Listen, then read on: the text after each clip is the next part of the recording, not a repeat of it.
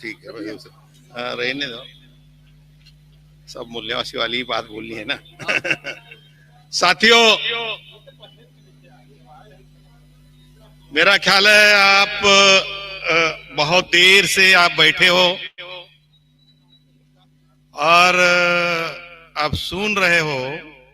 ये पूरा हमारे जितने भी साथी यहाँ से भाषण किए, वो सिर्फ और सिर्फ मूल निवासी पहचान पर ही बोल रहे हैं,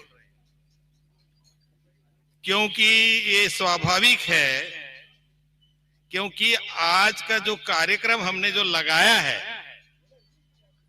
उसका नाम ही है मूल निवासी पहचान दिवस। इससे एक ध्वनित अर्थ निकलता है कि इस देश में बहुत लोग मूल निवासी है,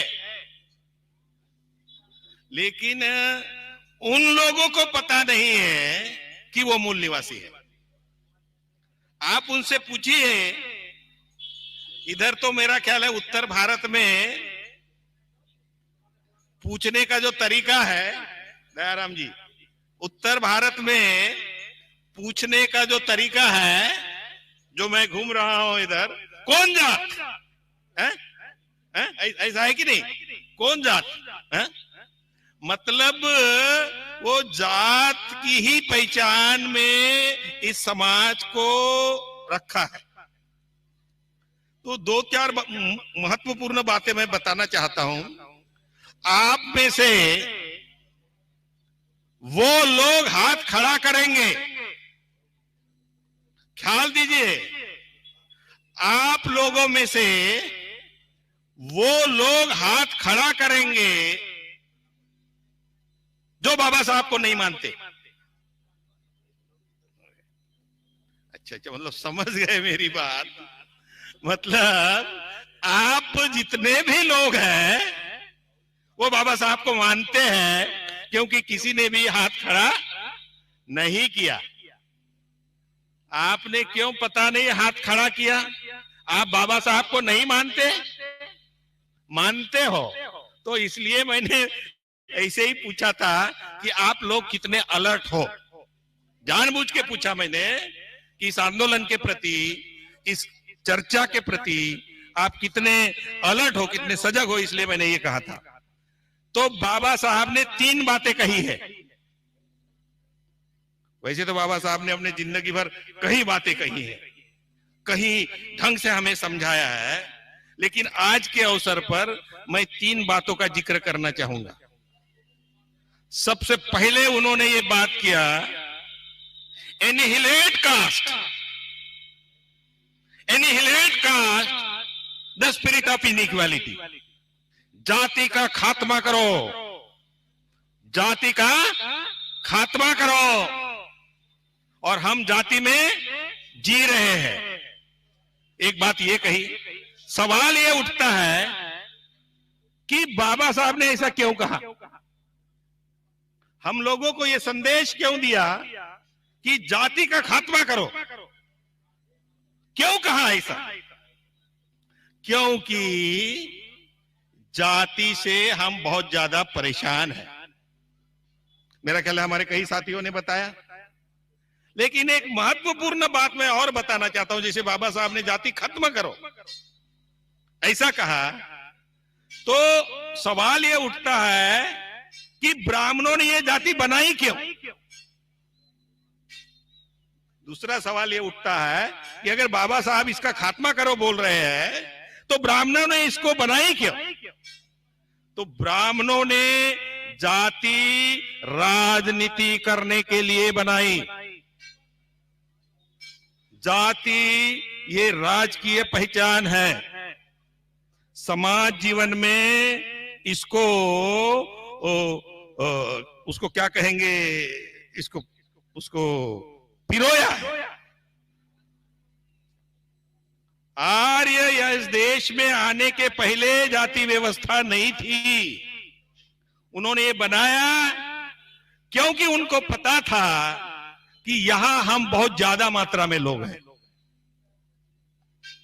हम जब इस धरती में पैदा हुए हमारी कोई जाति नहीं थी। 3,500 साल पहले तक यहां कोई जाति नहीं थी। जाति जब लड़ाई में वो जीते, ये लड़ाई है। आज जो हम लड़ाई लड़ रहे हैं ये सामाजिक लड़ाई नहीं है, सिर्फ ये राजकीय लड़ाई है। It is a political fight. और इस पॉलिटिकल फाइट में उनका जो हथियार रहा है, हमारे दुश्मनों का जो हथियार रहा है, हमारे दुश्मनों का हथियार जाति रहा है। जाति में उन्होंने हमें विभाजित किया। क्यों किया? उनको मुश्किल हो जाती हम पर राज करना, क्योंकि हम ज्यादा नंबर में रहे हैं। लोग इस देश में 90% लोग हैं और वो लोग इस देश में सिर्फ 10% आए। बाहर के लोग कभी ज्यादा नहीं होते, बाहर के लोग कभी भी ज्यादा नहीं होते। यहाँ हमारे ये विंध्या रीजन के ही लोग होंगे, मुंबई के लोग नहीं होंगे। तो आप ये समझ लीजिए कि वो बाहर के लोग 10% है हमारे देश में। और उनकी ये समस्या थी कि ये 90% लोगों को नियंत्रित कैसे किया जाए। नियंत्रित करने का मतलब गवर्नेंस, राजकाज करना, ये सिस्टम ऑफ गवर्नेंस कैसे किया जा सकता है। लोगों को बांध के नहीं रखा जा सकता, जानवरों को बांध के रखा जा सकता है, लेकिन आदमी भी जानवर है, लेकिन उसको नहीं बांध के रखा जा सकता। आदमी जानवर है कि नहीं है? हाँ जी, आदमी जानवर है कि नहीं? क्या पढ़ाते हैं अंग्रेजी में? क्या पढ़ाते हैं अंग्रेजी में? अंग्रेजी में क्या पढ़ाते पहली क्लास में?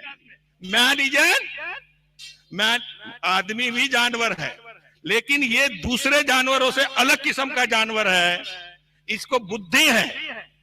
तो इसलिए ब्राह्मणों ने दूसरे जानवरों को तो डोर से बांधा, लेकिन आदमी नाम के जानवर को, उसके बुद्धि को बांध लिया, जकड़ लिया उसकी बुद्धि को और कहा कि तुम इस जाति के लोग हो।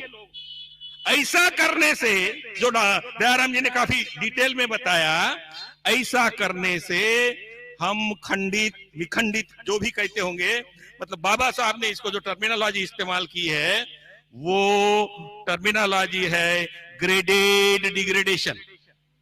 और ऐसा बना के हमें भेद डाल के, तो हमारी जो एकता थी, एक पॉलिटिकल पावर कैप्चर करने के लिए, एक सिस्टम ऑफ गवर्नेंस में कंट्रोल करने के लिए आपको यूनिटी चाहिए, आप इकट्ठा रहना चाहिए।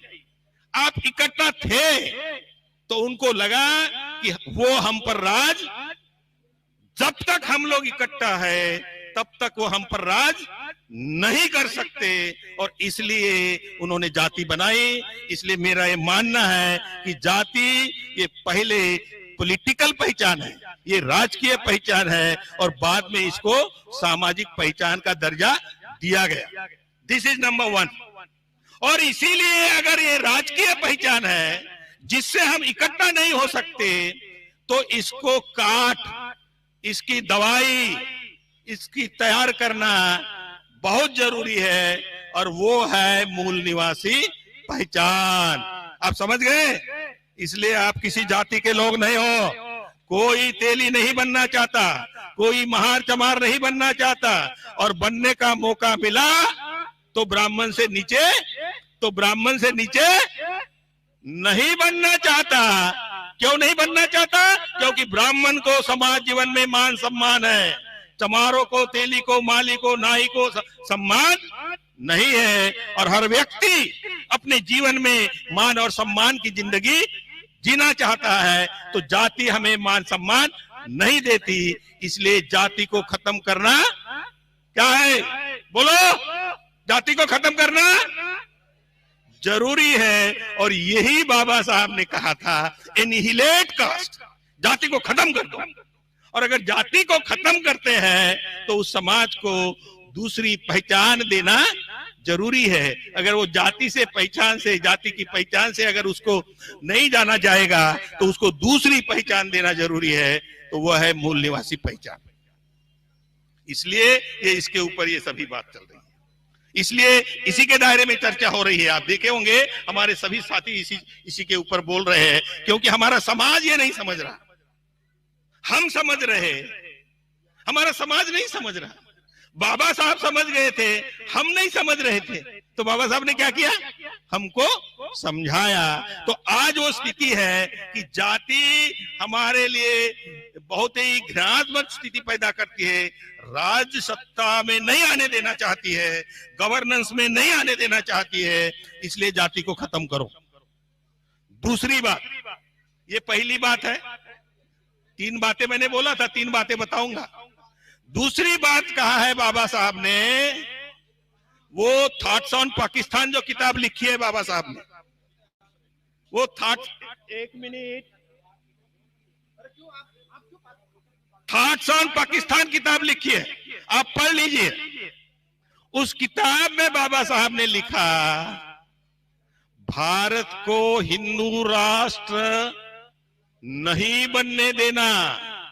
क्या कहा, भारत को हिंदू राष्ट्र नहीं बनने देना। अगर भारत हिंदू राष्ट्र बनता है, क्योंकि बाबा साहब जब अपना आंदोलन चला रहे थे, ये 40 का दौर था, 1940 का दौर था, और इस देश में एक ताकत ऐसी थी जो आज भी है आरएसएस के नाम से, जिसका अपशूट पॉलिटिकल विंग बीजेपी है। वो तभी से हिंदू राष्ट्र की अवधारणा पर काम कर रहे हैं, और उस अवधारणा पर काम करके उनकी जो राजकीय शाखा है वो सत्ता में आई हुई। बाबा साहब ये कह रहे हैं कि हिंदू राष्ट्र नहीं होना चाहिए। अगर हिंदू राष्ट्र ये देश बनता है तो that will be the biggest calamity on India. ये बाबा साहब के शब्द है, वो that will be the biggest calamity of India on India. और इसलिए आप अपनी जान की बाजी लगाकर इस देश को हिंदू राष्ट्र नहीं बनने देना। लेकिन आज इस देश में आरएसएस, उसकी ऑफशूट विंग, बीजेपी और दूसरे इस देश को हिंदू राष्ट्र बनाने में लगे हुए हैं, और इनको हिंदू राष्ट्र बनाने के लिए साथ कौन दे रहे हैं? इनको, इस देश को हिंदू राष्ट्र बनाने के लिए साथ कौन दे रहे हैं? बोलो, कौन दे रहे हैं? ये हमारे लोग इग्नोरेंस की वजह से, क्या बोलते हैं इग्नोरेंस को, अज्ञान की वजह से। ये जो बाबा साहब के फॉलोअर है करके आपने सबने बोला कि हम सभी बाबा साहब के फॉलोअर हैं, और बाबा साहब ने कहा कि इसको हिंदू राष्ट्र नहीं बनने देना चाहिए, और वो बीजेपी और आरएसएस इसको हिंदू राष्ट्र बनाने में लगी हुई है, और हम लोग उनको साथ दे रहे हैं। इसलिए मैं कह रहा हूं कि अगर आप बाबा साहब के सही फॉलोअर हैं तो आपने किसी भी हालत में बीजेपी और कांग्रेस उससे अलग नहीं है। अभी मेरे पास टाइम नहीं है समझाने के लिए, कांग्रेस अलग नहीं है। तो इस देश को हिंदू राष्ट्र बनाने के रोकने के लिए आपने इस काम को करना है, और पीपीआई को साथ देना है, ताकि बाबा साहब का वो सपना कि इस देश को कतई हम हिंदू राष्ट्र नहीं बनने देंगे। बोलो बोलो, सभी बोलो, इस देश को हम हिंदू राष्ट्र बनने नहीं देंगे। हाथ ऊपर करके बोलो, हम इस देश को हिंदू राष्ट्र बनने नहीं देंगे। ये दूसरी बात है। तीसरी बात, बाबा साहब ने ये कहा कि जब तक हमारे सही प्रतिनिधि इस देश की संसद में और भिन्न भिन्न राज्यों की विधानसभाओं में चुनकर नहीं जाते, तब तक भारत के संविधान में मैंने जितने भी आप लोगों को अधिकार लिख के दे दिए हैं वो आपको नहीं मिल सकते। मैंने संविधान में लिख के दे दिया, लेकिन आपको नहीं मिल सकते। सही कहा कि गलत कहा बाबा साहब ने? बाबा साहब ने सही कहा। बाबा साहब ने सही कहा कि मैंने भारत के संविधान में आपको अधिकार लिख के दे दिए हैं, लेकिन वो आपको तब तक नहीं मिल सकते जब तक आपके सही प्रतिनिधि देश की पार्लियामेंट में, संसद में और भिन्न भिन्न राज्यों की विधानसभाओं में चुनकर नहीं जाते, तब तक वो आपको नहीं मिलेंगे। और अभी 75 साल हो रहे हैं, अभी संविधान लागू हुआ तब से आज तक 75 साल हुए हैं और हमारा समाज उसको अधिकार नहीं मिल रहे हैं। इसका मतलब है कि बाबा साहब ने जो कहा था वो बात सही है। तो बाबा साहब की फॉलोअर की हैसियत में आपकी सबकी ये रिस्पॉन्सिबिलिटी बन जाती है कि आप इस देश की संसद में और भिन्न भिन्न राज्यों में अपने सही प्रतिनिधि चुनकर भेजना होगा। और ये उसके लिए आपके पास बाबा साहब ने हथियार दिया है। आपके पास हथियार है पार्लियामेंट में चुनकर जाने के लिए, विधानसभाओं में चुनकर जाने के लिए। क्या आपके पास हथियार है? आपके पास हथियार है तो पिछले 75 साल से उसका इस्तेमाल क्यों नहीं किया? बाबा साहब का वो वाक्य आपके सामने है तो पिछले 75 साल से उसका इस्तेमाल आपने क्यों नहीं किया? क्योंकि आप अपने अधिकारों के प्रति सचेत नहीं है। People's Party of India Democratic आपको अपने अधिकारों के प्रति सचेत करने आई हुई है। तो इस उंगली का इस्तेमाल, मैं आपको बता दूं, इसको बहुत ताकत दिया है बाबा साहब ने। इस उंगली में बाबा साहब ने बहुत ताकत दिया है। ये मेरी माता है, इधर बैठी हुई है, वो आपस में बात कर रही है। भगवान कृष्ण का नाम सुना? आप लोगों ने भगवान कृष्ण का नाम सुना? ऐसा कहा जाता है कि उसकी इस उंगली में बहुत ताकत थी, उसके इस उंगली में बहुत ताकत थी और इसमें उसने एक पहाड़ उठाया था। उससे कहीं गुना ज्यादा ताकत आपके अधिकार पाने के लिए बाबा साहब ने आपको वो ताकत इस उंगली पे दी है। इस उंगली से मोदी को पछाड़ सकते हैं और कांग्रेस को पछाड़ सकते हैं, बीजेपी को पछाड़ सकते हैं, आपको पछाड़ सकते हैं और मूल निवासी पहचान के अंतर्गत इकट्ठा आने से हो सकती है। ये पहचान हमारे पुरखों ने दी, मेरा ख्याल है उसका जिक्र हमारे बहुत सारे साथियों ने किए। ये फूले साहब ने दी है। फूले साहब को मानते हैं कि नहीं आप सब? हाथ खड़े करो फूले साहब को मानने वाले लोग। ये महिलाएं नहीं मानती, शायद बहुत सारी महिलाएं फूले साहब को नहीं मानती। अच्छा, मानती है। तो वो मानती है। तो फूले साहब ने कहा कि वो बाहर के हैं और हम यहाँ के हैं। तो राज किसने करना चाहिए इस देश में? बाहर वालों ने हमारे ऊपर राज करना चाहिए कि यहाँ के जो मूल निवासी है उन्होंने इस देश में राज करना चाहिए? किसने करना चाहिए बताओ? हम लोगों ने इस पर राज करना चाहिए। गांधी ने अंग्रेजों को क्यों भगाया? गांधी ने अंग्रेजों को इसीलिए भगाया कि बोले तुम बाहर के हो और तुम बाहर के हो तो हमारे ऊपर राज नहीं कर सकते। तो हम भी ये कहते हैं कि आप बाहर के हो, आप बाहर के हो तो आप हमारे ऊपर राज नहीं कर सकते हैं। हम एक आपके ऊपर रहम करेंगे, हम रहम करेंगे आपके ऊपर। वो कौन सा रहम करेंगे? गांधी ने अंग्रेजों को भगाया, हम आपको यही रहने देंगे। इतना रहम करेंगे हम आपके ऊपर, हम आपको यही रहने देंगे। लेकिन राज हम करेंगे और हम जो राज करेंगे तो हम जैसा कहेंगे वैसे आपको हमारे साथ मिलके रहना होगा। और अभी आइंदा से बदमाशी करोगे तो फिर गांधी का मार्ग खुला है। बस ठीक है। जय भीम, जय मूल्यासी। साथियों, हमारे राष्ट्रीय अध्यक्ष जी का प्रबोधन होगा। आपको लंच पैकेट मिल रहा है, आप कृपा करके अपने स्थान पर ही लंच ग्रहण करें। आपको पानी भी आपके स्थान पर मिल जाएगा, आपको वहां से उठने की कोई जरूरत नहीं है।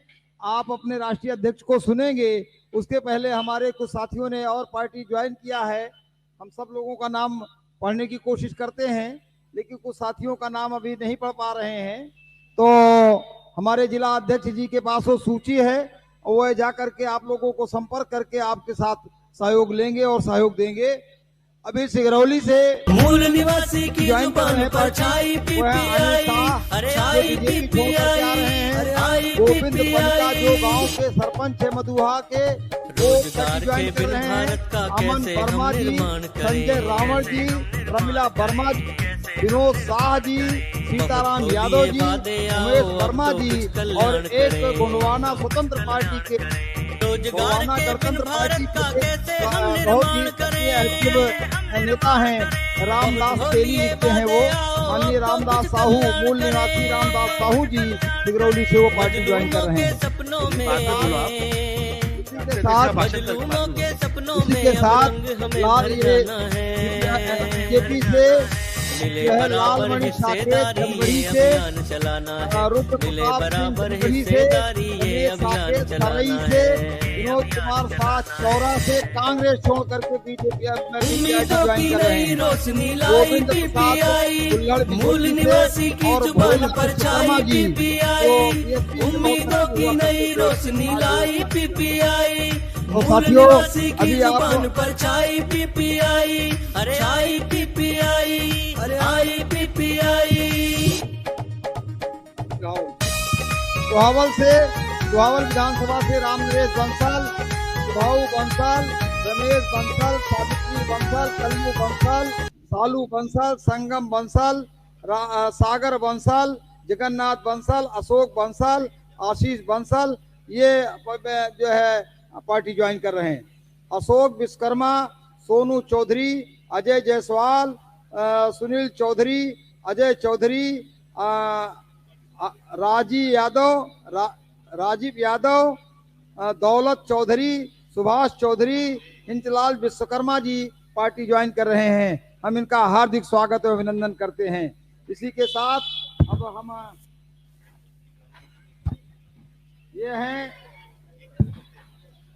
ये हौदा बांध विधानसभा सुहावल से प्रेमलाल पटेल जी जो है पीपीआईडी ज्वाइन कर रहे हैं। हम इनका ज्वाइन किए हैं, ज्वाइन कर नहीं रहे हैं, इन्होंने सदस्यता ले लिया है, तो इनका सबका हम हार्दिक स्वागत अभिनंदन करते हैं। उसके अलावा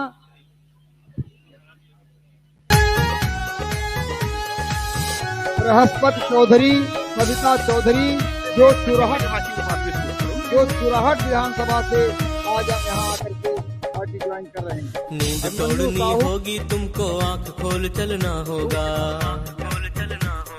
अच्छा, नींद तोड़नी बाकी सभी होगी साथियों तुमको, का आंख खोल के नाम चलना की घोषणा होगा। माननीय राष्ट्रीय अध्यक्ष जी के भाषण के भारत बाद को रोशन हम करेंगे। करना तो दीप कृपा करके बनेगा